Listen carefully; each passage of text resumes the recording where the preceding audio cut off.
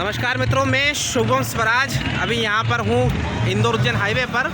और यहाँ पर आप देख सकते हैं मेरे साथ में शिवम वर्मा जी हैं। और शिवम वर्मा जी प्रॉपर मथुरा से हैं। और इस देश में जो नारी सशक्तिकरण की सरकारें बात करती है, नारी सशक्तिकरण की जो अशोभनीय इतनी सारी स्कीम है, बहुत सारी सरकार की योजनाएं हैं, उसके बावजूद भी क्या हालत है देश की 50% आबादी की। उसके बाद में नशा मुक्ति अभियान, क्योंकि कहीं ना कहीं इनका प्रभाव हमारे सामाजिक स्तर पर पड़ता है। अभी हम बात करेंगे शिवम जी से, जो तिरंगा यात्रा निकाल रहे हैं उक्त उद्देश्यों को लेकर, उनका उद्देश्य क्या है और वो अपने विचार किस प्रकार रखते हैं। सबसे पहले तो मैं थोड़ा सा इनके बारे में जानकारी दे दूं, क्योंकि पहले बातचीत हुई। एक तो इन्होंने अपने हाथ पर स्वयं भगत सिंह का टैटू गुदवा रखा, आप देख सकते हैं। और आर्मी में जाना चाहते थे भैया, लेकिन इस कारण नहीं जा पाए हैं क्योंकि इनके पैर में रॉड डली हुई है, एक्सीडेंट हो गया था, रॉड डली हुई है। लॉकडाउन के बाद में अपना पूरा बिजनेस बंद करके पूरे भारत भ्रमण पर विद्यालयों में जाकर, लोगों के बीच जाकर सिर्फ इसलिए जागरूक कर रहे हैं ताकि नारियों का सशक्तिकरण हो सके और भारत नशा मुक्त बन सके। भैया अपने विचार रखें इस विषय पर।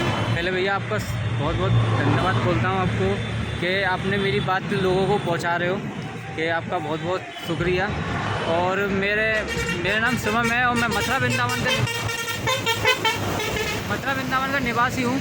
और अभी 5000 किलोमीटर समथिंग चल चुका हूँ। अरे क्या बात है। और 3 महीने समथिंग हो चुके हैं मुझे।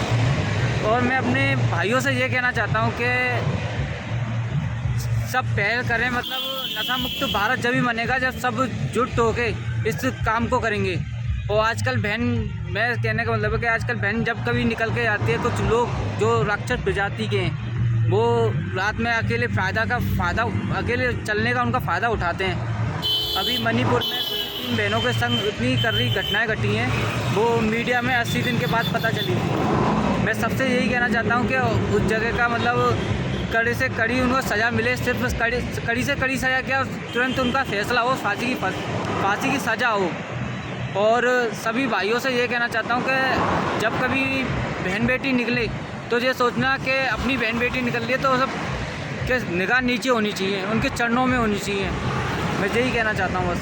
भैया मैं एक छोटी सी बात पूछना चाहता हूँ कि राजनीतिक विषय से थोड़ा सा आपने एक मणिपुर को स्पर्श किया आपने। हाँ। अभी हम राजस्थान को भी स्पर्श करते हुए हम बात करते हैं, या फिर हम बात करते हैं नारी सशक्तिकरण की उत्तर प्रदेश के अंदर। हाँ। तो कहा जाता है कि योगी राज में नारियाँ ज़्यादा वहाँ पे समृद्ध है, खुशहाल है। हाँ। आप उत्तर प्रदेश से आते हैं, पहले वहाँ ऐसा के बारे में आपका क्या नज़रिया है? पहले उत्तर प्रदेश में डर था, मतलब दहशत थी, गुंडा राज ज़्यादा था। जब से योगी आदित्यनाथ जी आए और उनका भी बहुत योगदान है, अभी तक कर ही रहे हैं वो यूपी के अंदर।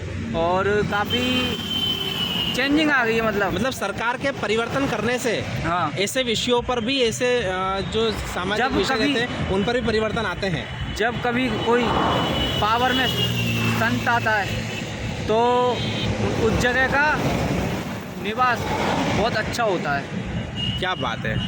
क्योंकि कल तो अखिलेश जी कह रहे थे कि चल सन्यासी मंदिर चल।